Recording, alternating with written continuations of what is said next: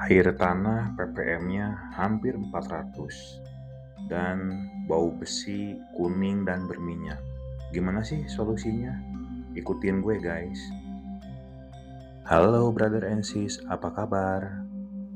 Bahan yang digunain itu resin kation, kemudian karbon aktif, resin anion, dan untuk aktivasinya gue pakai soda api dan HCl guys. Jadi gunanya itu semua untuk menurunkan TDS dan mengatur pH air. Ini settingan awalnya.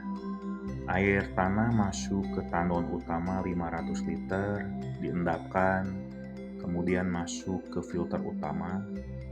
Ini tabung FRP guys. Kemudian masuk ke housing 10 inch, gue pakai cartridge 0,5 mikron. Ini cukup ya untuk cuci baju karena gue juga buka laundry di rumah. Tapi memang tidak ideal untuk ikan guys. Makanya gue bikin sistem filter selanjutnya. Nah ini gue bikin untuk filter baru. Dari air yang tadi itu masuk lewat karbon ya guys. Housing 10 inch. Nanti masuk ke tandon 300 liter. Kemudian nanti disirkulasi oleh kation dan anion. Sorry, ini kebalik ya. Mestinya kation dulu baru anion. Kemudian disirkulasi pakai pompa mini guys. Disirkulasi nanti TDS-nya dan pH-nya akan menyesuaikan sesuai yang kita inginkan. Sebelum itu pH meternya kita kalibrasi dulu ya guys. Ini kita kalibrasi dulu dengan yang pH-nya paling asam di 4. Kemudian nanti dilanjutkan dengan pH yang normal 6,8 dan pH yang basa guys itu di 9,1 sekian. Nah, fungsinya apa sih? Biar nanti sewaktu pengukuran itu akurat guys. Dan sewaktu kalian kalibrasi dibersihkan dulu. Ini gue pakai air RO ya guys, supaya netral airnya. Penggunaannya mudah banget. Cukup kalian tekan 5 detik sampai muncul N, itu sudah berhasil terkalibrasi guys.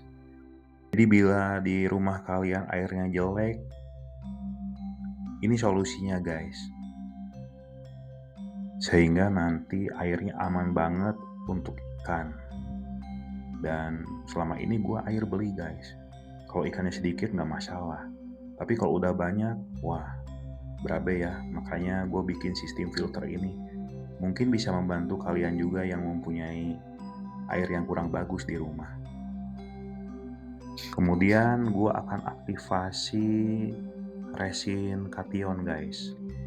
Nah ini gue pakai air biasa, lalu gue masukin 500 gram ya resinnya, jadi supaya nanti setelah dikakai itu hasilnya maksimal. Ini aktivasinya gue pakai HCl guys, dicampur nanti ke dalamnya secukupnya.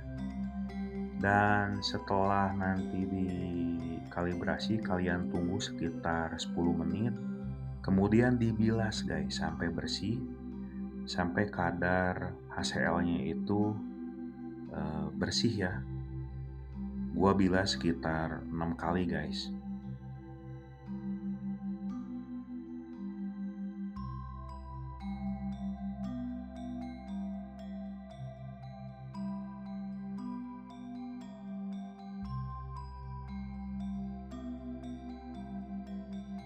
Nah sekarang kita akan aktivasi resin anion guys. Ini campurannya menggunakan soda api. Gua kasih sekitar 2 sendok guys. Kemudian dilarutkan dan dimasukkan sama 500 gram anionnya supaya nanti bisa aktif. Sama guys, ini nanti setelahnya kita cuci 6 kali atau sampai bersih ya guys, supaya soda apinya nanti terbuang.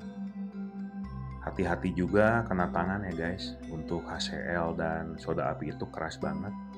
Kalian harus hati-hati dalam aplikasinya.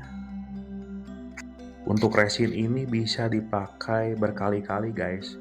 Misalkan setelah melemah khasiatnya, kalian bisa aktifasi lagi seperti ini. Jadi tidak langsung dibuang ya guys. Aman untuk dipakai berkali-kali. Ini gue beli di online lumayan guys, harganya agak mahal.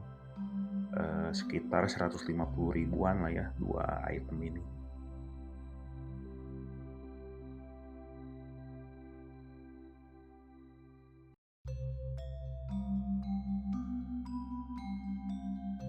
Nah, sekarang gua udah masukin ke housing. Ini gue pakai housing untuk RO ya guys. Pakai selang 1/4 inch. Urutannya kation dan anion. Lalu gue pakai pompa akuarium. Ini gue coba dulu di ember ya guys, sebelum nanti full gue cobain di bak penampungan. Kita akan lihat apakah TDS-nya akan turun ya guys. Ini sirkulasi terus menerus guys. Ini angka awal, kalian bisa lihat di 360 dan nanti bertahap akan turun guys.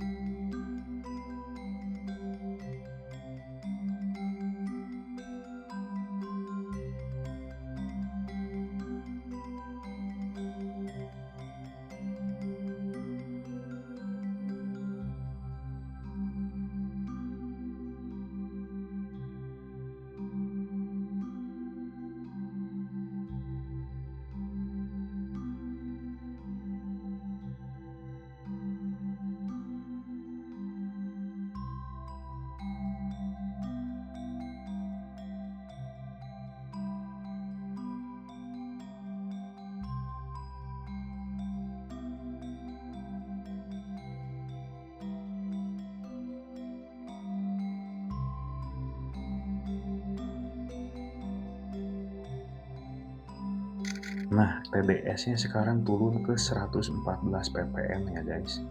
Ini ideal banget untuk ikan, terutama ikan cupang guys. Dan ini gue ukur pH-nya juga.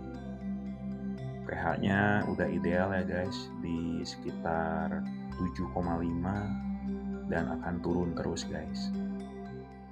Jadi kita bisa atur pH-nya guys, atau TDS-nya sesuai dengan keinginan kita. Dan bisa ngirit ke tapang juga ya guys, karena pH-nya bisa kita atur. Jangan lupa subscribe channel gua guys, supaya gua berkembang.